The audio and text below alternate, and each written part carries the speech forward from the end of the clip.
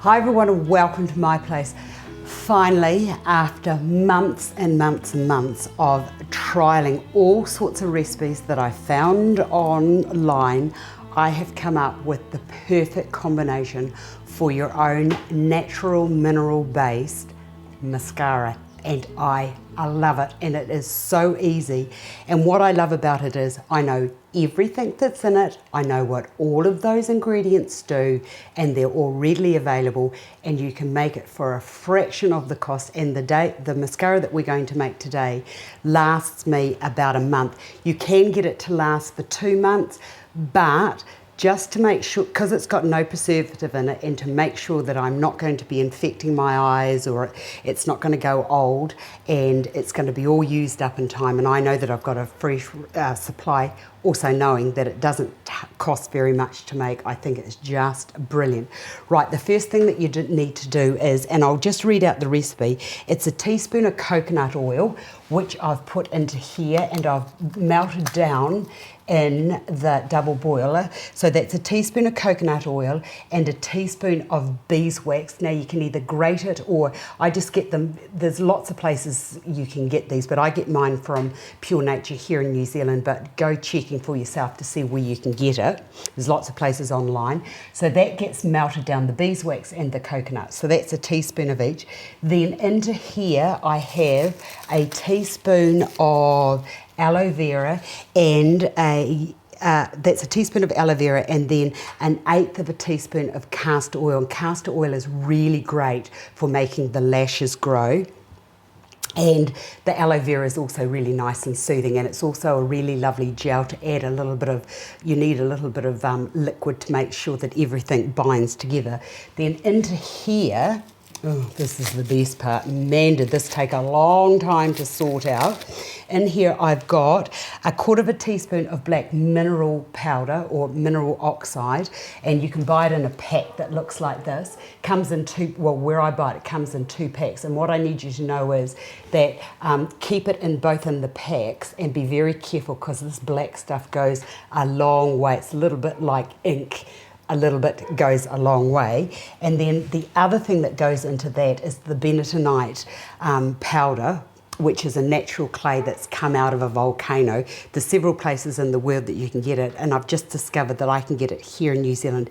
It is amazing, amazing stuff. If you want to know more about what that does, do go online and have a look. It is fabulous stuff for the skin. That also binds it, and it swells up. Now the other thing that I've put into there is 5 to 6 drops of lavender oil. So there we have the whole lot here, and make sure that everything is well melted down. Right, let's put the aloe vera and the castor oil into there, and I'll just give that a wee stir. Now it needs to be, now the other thing that you'll find is, as I discovered, when you put that, make sure everything's about the same temperature, because what will happen is the wax and the coconut oil will actually start to go hard. So if that happens, just put it back into the double boiler and leave that until it melts down again. Now, and I'm just going to rush the process here. Then the next thing that goes into there is the bentonite and the black oxide. You see, look, and it needs to get to that stage. Oh my goodness, I wish I could show you the disastrous filming that we've had when I didn't do any trials, and I thought, oh yeah, that'll work, because that blinky well didn't work, and I was left with a disastrous mess. Now, once you get to there, the last thing to go into there is the lavender, and 5 to 6 drops. This also is really good for helping for helping the lashes grow. So that's 6 drops of that into there. Give it another stir, and now the tricky part starts. And I'm just going to put that into there for a minute and clean my depth, so that I can show you the next process. Right, you need to get yourself an empty mascara tube. I know that you can buy them at Amazon, and I hunted high and low, and they were out of stock, but I do believe that they are in stock. So what I've done is I've just got an empty container here, and what I did was I got this really lovely paper. Now it's fabric paper, fantastic, fantastic stuff. And on the back of this, it's got like a little sticky bit, a little bit of paper, and you can actually take that paper off, cut it to the size, take the paper off, and that will actually stick to the outside of your canister. And then I've just got a wee few jewels, and I've just put those around the outside. Now make sure it is thoroughly clean if you're reusing, and make sure that that little, there's a, you know, that little bit for those girls, you know, for us girls, you know, when you pull that little thing out, and there's that little thing in the inside, so that takes off any excess. Make sure that everything in there is thoroughly clean. Right, from there, the next exciting part is getting it from this into there. Now I found lots of places, some said to use a syringe, some said to use an icing bag. The syringe doesn't work because you can't draw it up because it's too thick. The icing bag is too big and it rips, so I decided, how can we do this? Now what I discovered was these little medicine or little droppers here, it's cheap plastic, but that little nozzle hole there is perfect for what we're going to be doing.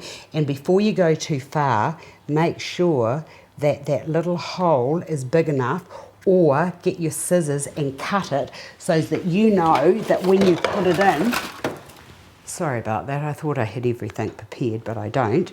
Cut that so that you know that that little hole is going to be big enough so that you can gently squeeze it into there. The other thing I did was I cut that bit over, the bottom bit off there, and then with the aid of a knife, what I did was I cut the bottom off, got the knife, and then I just scooped that into there.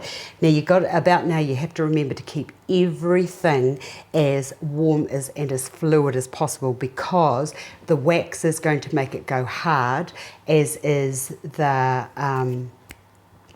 coconut oil. So once you get to there, so I just kept that in a little hot container. Now I need to know that I am going to get that out of there, so I'm just going to cut that bit off there. Then very gently, and make sure that this is nice and squishy. It's just a matter of being very patient and pushing that down into the tube to refill it. And I'm sure that there are better ways. In fact, if I was doing it, I'd be insisting that the manufacturer make this, especially with the ones that you can buy, that can actually pop off so that you can push it back into that bigger volume there. Now the other thing is, oops, and it's just done it to me, this here, I'm warning you now, it's a little bit of a messy business, but it does work. So just gently just push that into there, and then that goes into there, and then you have your mascara ready to go. And the great thing about this is that it stays on, it doesn't go smudgy, it helps your lashes grow, and I absolutely love it. So if you're looking for a natural alternative to something that you can buy, give this a go and drop me a line and let me know how you get on. And just one more thing before I go, it is messy, and patience is going to be your best friend. I hope you've enjoyed this. I'm thrilled that I finally got it to work, and as I said, it makes my lashes feel fantastic and it helps them to grow. Hope you've enjoyed this. See you another day.